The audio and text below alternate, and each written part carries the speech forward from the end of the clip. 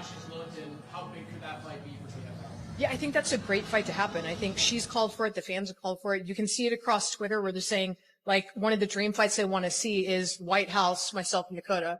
And that's a huge bucket list item to be able to do, like fight in front of the president in the White House. Like, who wouldn't want to do that?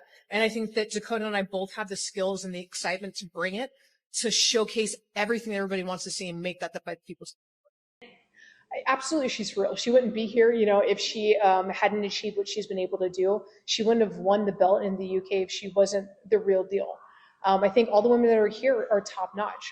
I certainly think that her side of the bracket has been a very much more plush and easy go of it, as I have the toughest females, all with 12 or more fights, and she's getting girls with like 2 fights. She's finally facing somebody that has a closer record to what she should be experiencing. But even then, I don't think it's the matchup that's truly going to challenge her until she finally faces me. Liz Carmouche drops bombshell and calls out Dakota Ditcheva. Welcome to MMA Central. I'm host name. In a shocking post-fight interview that has the entire MMA world buzzing. Are there any specific names in the tournament that you actually do want to be drawn against at the moment? Yeah, of course. I think Dakota's is a big name they're looking to get drawn against. She having been the UK champion, I'm definitely excited to face her. And I think that she's a name that's starting to rise up through the ranks that people are knowing. So ultimately facing her at some point, ideally in the finals, would really be exciting. You're used to having obviously a target on your back, obviously being the number one flyweight in Bellator for so long. Now obviously we get a larger roster with a lot of hungry fighters in the PFL roster now. What changes for you, and is there any more pressure now that there's new younger and other blood in the division? No, I don't really feel like there's more pressure. I kind of put that pressure on myself when I went into Bellator on wanting to make a new chapter of my career and make sure that I set out with getting finishes and not going to decisions anymore. In my 7 fights for Bellator, only one of them went to 41-year-old Liz Carmouche just sent a direct challenge to undefeated star Dakota Ditcheva after demolishing Jena Bishop to win the 2025 PFL Flyweight Tournament. And get this, Carmouche said she wants to fight Dakota at the White House. Your thoughts on that matchup and how she's looked, and how big could that fight be for PFL? Yeah, I think that's a great fight to happen. I think she's called for it. The fans have called for it. You can see it across Twitter where they're saying, like, one of the dream fights they want to see is White House, myself and Dakota. And that's a huge bucket list item to be able to do, like fight in front of the president in the White House. Like, who wouldn't want to do that? And I think that Dakota and I both have the skills and the excitement to bring it, to showcase everything that everybody wants to see and make that the fight people see. This isn't just talk, folks. Carmouche wants a super fight at 135 pounds. She wants the PFL to create a new division, and she's even mentioned staging this blockbuster at the White House. Let's break down this massive story. Hey, I would love to do a super fight at 135, get that women's division in here, headline. I think that'd be amazing. I think when Dakota's healthy, I would love a chance to be able to fight Dakota. Let's start with what happened Friday night at PFL World Tournament 9 in Charlotte, North Carolina. Liz Carmouche, at 41 years old, proved that age is nothing but a number when she demolished Jena Bishop to claim the 2025 PFL Women's Flyweight Tournament title. To pick the pace up a little more, she could start asserting some dominance on this round, in my opinion. Oh, Bishop's in bad trouble. And Liz Carmouche pounds out a world tournament. This wasn't just any victory, folks. Carmouche survived a war. She edged out a close first round, found herself in serious trouble in the second round, with Bishop attempting multiple submissions. But then, boom! Round 3 happened. A devastating counter left hook dropped Bishop, and Carmouche followed up with ground strikes for the TKO finish at 2 minutes and 56 seconds. With this victory, Carmouche not only secured the tournament title, but also walked away with a massive $500,000 prize. But money wasn't on her mind when she grabbed that microphone for her post-fight interview. Here's where things get explosive. Instead of celebrating quietly, Carmouche dropped what can only be described as a bombshell call-out that has the entire MMA world buzzing. That's Dakota Ditcheva. What do you think about her, and what do you think would happen if you two were able to get in the smart cage together? I think that'd be a really exciting matchup. For one, I think we were all impressed about what she was able to achieve last year. And at that point, we really didn't know what she was capable of on the ground. And now we've seen she's not a slouch. Somebody that's known for finishing people on the ground could not put her away on the ground. that says something. And to me, that's also really exciting because that means that, okay, well, cool, like, great, she's striking. So if I can get her in any other area, I'm going to dominate her. No, now I know that, like, it's a good matchup anywhere it goes, or it makes it exciting for fans and exciting for me. I don't want to just be like, oh, cool, well, whoops, she tried to take me down. I got on top. This isn't where I want to finish it standing. Like, no, it would actually be an exciting one getting there, and it doesn't matter where we go. Standing in that cage, still catching her breath, Carmouche looked directly into the camera and called out Dakota Ditcheva, the undefeated 2024 PFL Tournament champion who's been dominating headlines with her knockout power. But this wasn't just any call-out. Carmouche specifically mentioned wanting to move up to 135 pounds, calling for the PFL to open a women's bantamweight division, and she wants this fight to headline a major event. She said, and I quote, "I would love to do a super fight at 135 pounds and get that division in here and headline. I think when Dakota is healthy, I would love to get a chance to fight Dakota."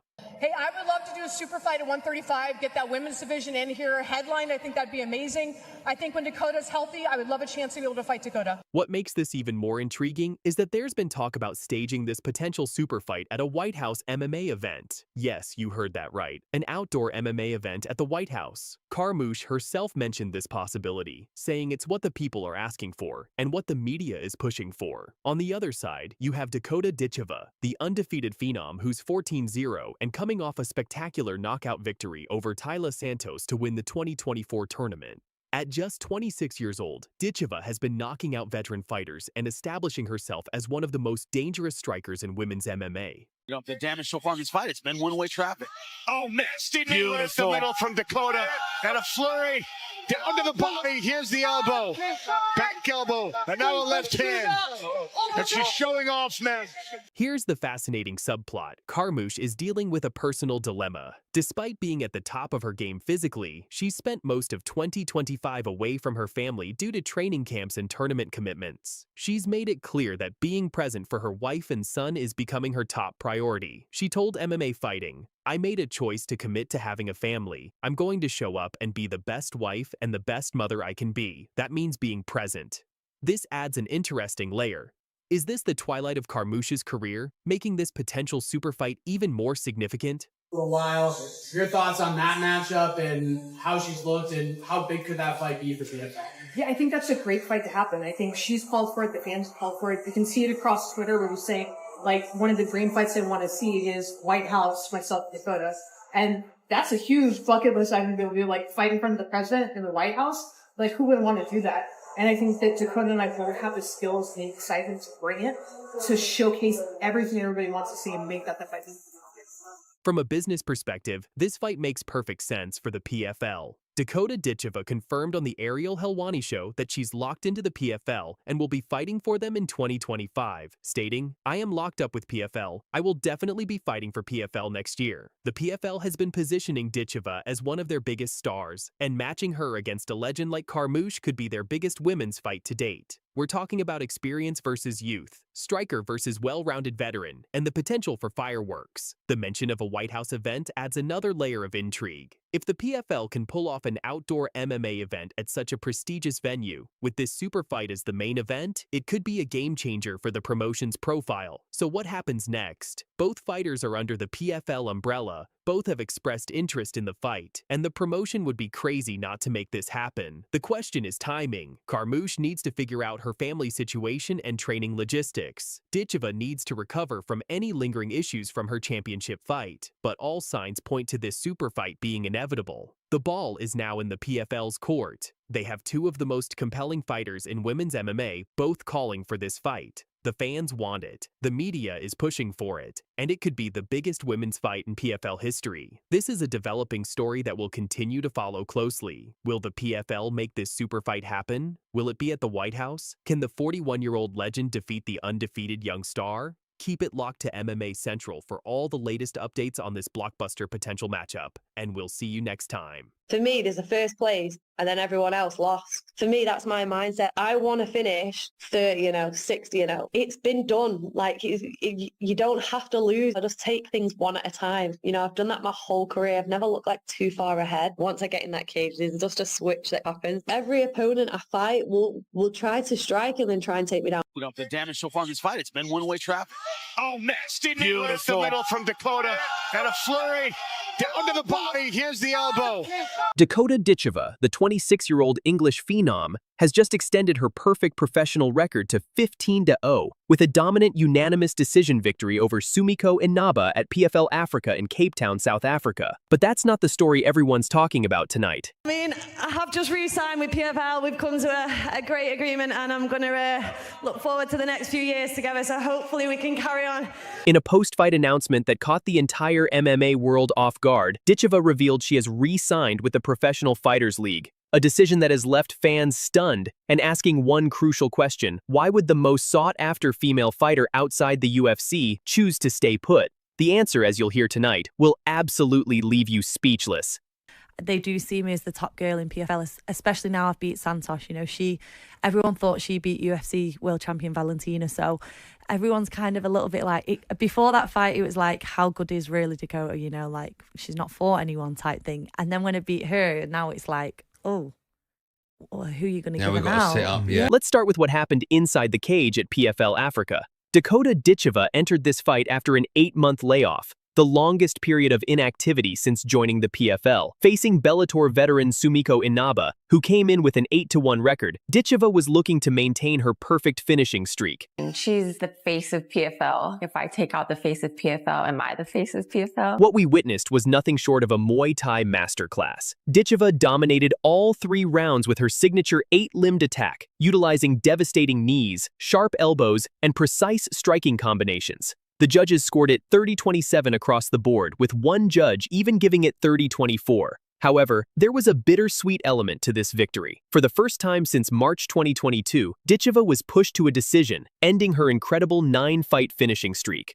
But perhaps more concerning was what happened post-fight. Oh, Dakota Ditcheva with the finish! In an emotional moment that showed her vulnerability, Ditcheva broke down in tears during her interview, revealing she had suffered a hand injury during the bout. "I think I've injured my left hand," she said through tears. "I'm more gutted because I've been out for so long, and I've come back and I'm injured again." Yeah, I think I've injured my left hand, but I think I'm just more gutted because I've been out for so long and then I've come back and I'm injured. Despite the injury concern, Ditcheva's performance was dominant from start to finish, cementing her status as one of the most technically proficient strikers in women's MMA today. But then came the announcement that nobody saw coming. Standing in the cage with her hand potentially injured and emotions running high, Dakota Ditcheva dropped a bombshell that sent the MMA community into a frenzy. "I have just re-signed with PFL," Ditcheva announced to the stunned crowd. "We've come to a great agreement, and I'm going to look forward to the next few years together." I have just re-signed with PFL. We've come to a great agreement, and I'm going to look forward to the next few years together, so hopefully we can carry on bringing crowds like this, because you guys really set a standard, so congratulations, guys. To understand why this is so shocking, you need to know the context. After Ditcheva's dominant 2024 campaign, where she went 4-0 with 4 knockouts and captured the PFL Flyweight Championship, she was widely regarded as the best female fighter not competing in the UFC. Fans had been fantasy matchmaking her with UFC stars like Valentina Shevchenko, Alexa Grasso, and Natalia Silva for months. Bringing out something ancient and primal within us. Dakota right hand in the head! The UFC had taken notice too. In a recent interview, Ditcheva revealed something that will blow your mind. "I heard a rumor that has already been asked for, and it was declined." She was referring to a trade offer. The UFC had proposed trading for her services, and the PFL turned them down flat. When pressed about why the trade fell apart, Ditcheva's response was telling. "I mean, would PFL want to let me go?" They always shock us with like the most daftest matches. Like of all matches you think we could possibly lose, they always lose to the other ones. Oh yeah, Crystal Palace FA Cup final. I mean, who could forget? We needed that one, by the way. I was rooting for Man City because if you guys would have won, that meant Forest gets Europa League, and now Crystal Palace wins somehow. I have no idea, shockingly. So then Palace got Europa League, and then we get Conference League, which is the shite one. But now something happened with some emails with Crystal Palace, and now they got dropped down and we got... This puts everything into perspective. The UFC, the biggest MMA promotion in the world, wanted Dakota Ditcheva so badly they were willing to trade for her, just like they did when they sent Demetrius Johnson to one championship for Ben Askren back in 2018. Now here's where the story gets even more interesting, and why Ditcheva's decision might be more brilliant than anyone initially realized. In a detailed interview about her contract negotiations, Ditcheva revealed the real reason it took so long to re-sign, and it had nothing to do with money. I know what I've brought to the table for the last 2 years. I stuck to everything that I said I was going to do. I won everything, she explained. Because like you just said, I know what I've brought to the table for the last 2 years. I stuck to everything that I said I was going to do. I won everything.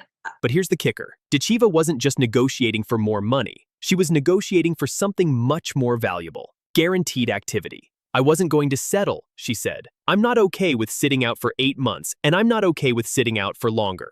The contract she eventually signed includes specific activity clauses that are almost unheard of in MMA. I have dates in there now. I've got time limits where they need to keep me active, Ditcheva revealed. This means the PFL is contractually obligated to book her fights within specific time frames.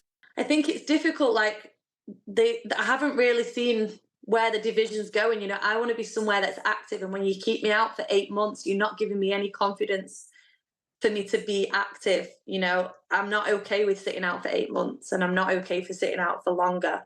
So I had to kind of sit down and get a plan with them and know that I'm going to be fighting and I'm not going to be out for another 8 months, which is now part of my contract. I have dates in there now. I've got time limits where they need to keep me active. The deal runs until 2027. And when asked about the exact terms, Ditcheva confirmed, I have an agreement in there where they have to give me a certain number of fights in a certain amount of time. A bit of both. A bit of both.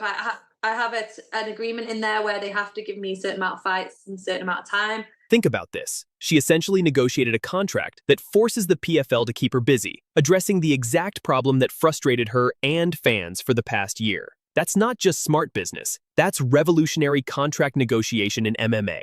So why would a 26-year-old fighter at the peak of her powers, with the UFC literally trying to trade for her, choose to stay with the PFL? Ditcheva's reasoning reveals a level of strategic thinking that's rare in combat sports. I don't feel like my time's done with PFL yet, she explained. I enjoyed the last 2 years, and I feel like they brought a lot of different opportunities. But perhaps most importantly, she hinted at something that could change everything. They're not super strict on where I fight and what I do type thing, so feel like there's a lot of different opportunities that could come together with them. I don't feel like my time's done with PFL yet. I really enjoyed the last 2 years, and I was happy to be able to come to the a good agreement with them, and I feel like they bring a lot of different opportunities. There's different avenues that I could go down still with them.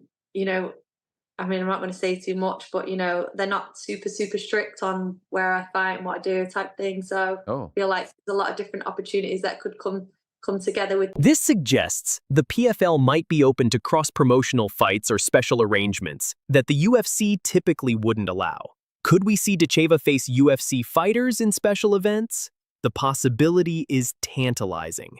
And then there's the age factor. I'm 27 on Friday, so I've got so many years left, Ditcheva noted. You don't normally see champions at the top of their game until they are 31 or 32. For me, I'm 27 on Friday, so I've got so many years left. And you are right, everyone does comment on all my stuff now. I saw a few things on the internet after I announced it after the fight. They were like, you just broke everybody's hearts. And I was like, guys, as long as I'm fighting, don't worry about it. Her strategy is clear. Dominate the PFL division, potentially engage in cross-promotional super fights, and then still have the option to move to the UFC in her prime years. It's a calculated gamble that could pay off massively. But here's where the story takes another incredible turn. During her contract negotiations interview, Ditcheva was asked directly about fighting UFC champions. And her response will give you chills. When asked if she wanted to fight the winner of Valentina Shevchenko versus Zhang Weili, Ditcheva didn't hesitate. I mean, if they want to do PFL champ versus UFC champ, then I'm happy to do it. That would be the biggest fight, right? That would be the one. I mean, if they want to do PFL, well, I'm not really PFL champ, but if they want to do PFL champ versus UFC champ, then I'm happy to do it. Okay, this is that would be the biggest fight, right? Think about what she just said. She's essentially calling out the entire UFC flyweight division while under PFL contract. And given her contract's apparent flexibility, this might not be as impossible as it sounds. The interviewer even suggested that anything could happen in the next 2 years, referencing how the UFC appeared at the White House and previously traded with other promotions. Ditcheva's response? I mean, anything's possible. This isn't just confidence. This is a fighter positioning herself for super fights that could transcend promotional boundaries. She's essentially created a scenario where she can build her brand and legacy with the PFL while keeping the door open for the biggest fights in the sport. Ditcheva's decision represents something bigger than just one fighter's career choice. It's a statement about the changing landscape of MMA, where fighters are taking more control of their destinies. As long as I'm fighting, don't worry about it, she told disappointed fans who wanted to see her in the UFC.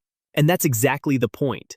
She's prioritized staying active and building her legacy over the prestige of UFC gold. And I was like, guys, as long as I'm fighting, like, don't worry about it. For the PFL, this is massive. They've managed to keep their biggest star despite direct interest from the UFC. But now the pressure is on them to deliver on their promises of keeping her active and providing compelling matchups. I just secured my future for me and my family over the next few years, Ditcheva said, and you can hear the satisfaction in her voice. She's turned down the immediate glory of UFC competition for long-term security and strategic positioning.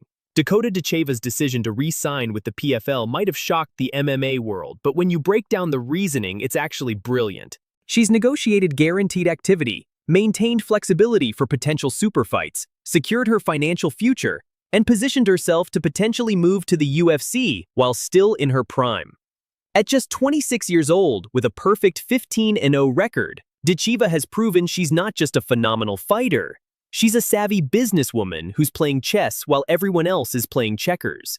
The question now isn't whether she made the right choice, but whether the rest of the MMA world can keep up with Dakota Ditcheva's master plan. That's all for tonight's breaking news coverage. Stay tuned as this story continues to develop. I make my sacrifices, but she also makes hers, and, you know, we all got to kind of like work together to try and achieve. I know how good she is, and I fully back that she'll go to the top, and she'll be, you know, a legend in the sport, so I'm going to try and help her every step of the way. There's that knee up the middle. That one hurts on the side. Digging deep for sure. Santos is in big trouble. She's in big trouble. Dakota Ditcheva to the body again for a championship. Dakota Ditcheva's brother has sent a clear warning message to Sumiko Inaba, stating, I make my sacrifices, but she also makes hers, and, you know, we all gotta kind of like work together to try and achieve. I know how good she is, and I fully back that she'll go to the top and she'll be, you know, a legend in the sport, so I'm going to try and help her every step of the way. But don't mistake that support for weakness. This fight is about to be absolute fireworks. Let's break down everything you need to know about this explosive co-main event. I'm happy to be back. You know, I'm excited to get in the cage now and showcase my skills again. I'm ready to go, and I'm going to bring a whole new Dakota for sure. What am I the most proud of in my career? I think just making it this far. TKO for Lady Samurai. I'm just like a little island girl that's only dreamed of ever even stepping off the island, let alone fighting all around the world, and now fighting one of the best in the world. Dakota Ditcheva for a championship. Tamika is a really exciting challenge. She's not a mug. She's 8-1, and I know that she's going to come to fight. Beautiful knee. And that does it. First round finish. She hasn't been hit hard. I've been hit hard, and I still keep coming. On July 19th, PFL Cape Town will make history as the first ever PFL Africa event, and what better way to launch than with a striker's paradise in the co-main event. We've got Sumiko Inaba, the 34-year-old Bellator veteran with an 8-1 record, stepping up to face the undefeated phenom Dakota Ditcheva at 14-0. This isn't just any fight, folks. Ditcheva hasn't just won all 9 of her PFL fights, she's finished every single one before the final bell. That's the kind of finishing power that has made her the face of the PFL women's flyweight division and the 2024 World Tournament champion. Plum and a right hand. Oh, another one. Big one. Dakota Ditcheva, right hand and a hammer fake.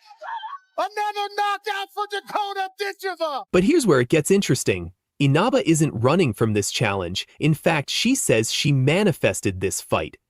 I got the call while I was training in San Diego, Inaba revealed, and I heard an interview where she was talking about being active but not knowing who she was going to fight. That's when I thought, why not give her my name? And then I got the call shortly after. The stars aligned, and now we have what could be the most explosive women's flyweight bout of the year. Oh boy! Head kick! You'll see Dakota Ditcheva against Sumiko Inaba. We'll see who hits harder. The TKO for Lady Samurai. She's no walkover, but I don't think she's on my level. Dakota Ditcheva silences the doubters. Let's talk about what makes this matchup so compelling. Dakota Ditcheva, at just 26 years old, has been described as a rising star and undeniable star since arriving in PFL Europe. She's not just winning fights, she's demolishing opponents with her striking prowess. But Sumiko Inaba isn't your typical challenger. At 34, she brings something Dakota hasn't faced yet, a striker willing to meet her in the middle. More experience in life? Yes, definitely, Inaba says when asked about the age difference. Experience in fighting? She's been doing it since she was little, for a very long time, but I think I have more experience than her. Position is an accomplishment for me. Being able to test myself at the highest level, this is an accomplishment to experience all of this. Those are big shots. Here's what makes Inaba dangerous. While most fighters have tried to take Ditcheva down and avoid her striking, Inaba is planning to do the complete opposite. I think that striker for striker, no one's really stood toe-to-toe with her, Inaba explained. Everybody's tried to take her down and go around her way of fighting, but I'm going to bring my fight to this fight, and I think that that's going to be the difference. I'm definitely a striker. I'd say a boxer, puncher. When I watch Dakota, I see a very dangerous striker as well. Fighting out of the wide. Oh, what a knockout! Sumiko Inaba! We're going to see whose skill beats who. She's going to be surprised when I hit her the first time, too. I don't think she's been hit. Like, she hasn't been hit hard. I've been hit hard, and I still keep coming. Big overhand right. Expect fireworks, and you won't be disappointed on July 19th. This is a woman who's coming off a second-round TKO victory over Mackenzie Stiller and has 8 of her 9 career fights in Bellator. She knows what it takes to perform on the big stage. The respect between these fighters is undeniable, but make no mistake, this is the biggest opportunity of Inaba's career. Beating her would be a huge jump in my career, she admits. I thought, why not test myself? This is the highest level. I will never know my skill unless I test it. It's a good matchup. I've seen her before. She's a really nice girl. She's always super smiley. She's like super pretty and just a really nice girl. So if she stays the way she is, there's going to be nothing to say beforehand. Just sorry afterwards. Inaba, what kind of problems does she pose for you? None. I feel like one thing I will say is these girls are going to be most dangerous now because they have nothing to lose. Like they're coming to take everything I have. You know, I won the tournament last year. Inaba, Sumiko, she's 8-1, I think. She's no more, like, she knows what she's doing. She's been around, she's experienced, and I know that she's going to come and give everything she's got, but she's no problem for me. And that respect goes both ways. Inaba was actually a fan of Ditcheva before becoming her opponent. It's huge what she's doing in the PFL, Inaba said. I was a fan of hers before I was an opponent, so I love what she's doing. Anything that pushes women's MMA, I'm all for, and she's a huge face of the PFL. But when it comes to predictions, Inaba keeps it simple. I'm so terrible at that. I just go in there, I fight my fight, and the result comes out.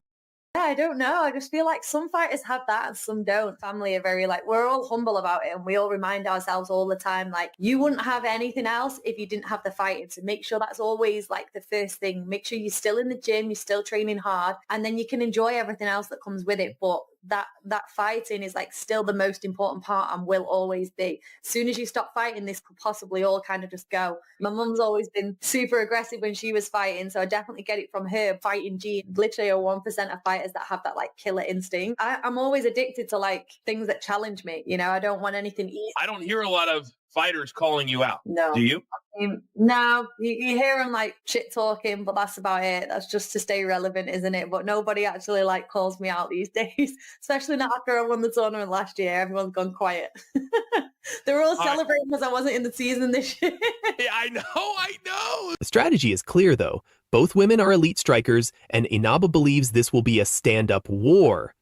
Totoe, there's going to be fireworks. We are going to exchange. We're both mixed martial artists, and I think just based off history, we'll meet in the middle and just go exchange. For Ditcheva, this represents her first defense since winning the 2024 PFL Women's Flyweight Championship. For Inaba, it's her chance to prove she belongs at the very top of the division. Tonight we bring you breaking news from the world of mixed martial arts. Dakota Ditcheva is ready for a super fight against Valentina Shevchenko. And she's calling it history-making. Dakota Ditcheva just reminded the MMA world who's queen of the PFL. At PFL Africa, the undefeated British flyweight star extended her record to a flawless 15-0, dominating Shevchenko Inaba in Cape Town with a brutal display of Muay Thai. Elbows, knees, and body kicks. She put on a clinic, even while dealing with what she later revealed could be a broken left hand. Despite the injury, Dakota pushed through and earned a lopsided decision, win 30-27, 30-27, and even a 30-24. Pure dominance. But here's the real headline. Dakota has officially re-signed with the PFL.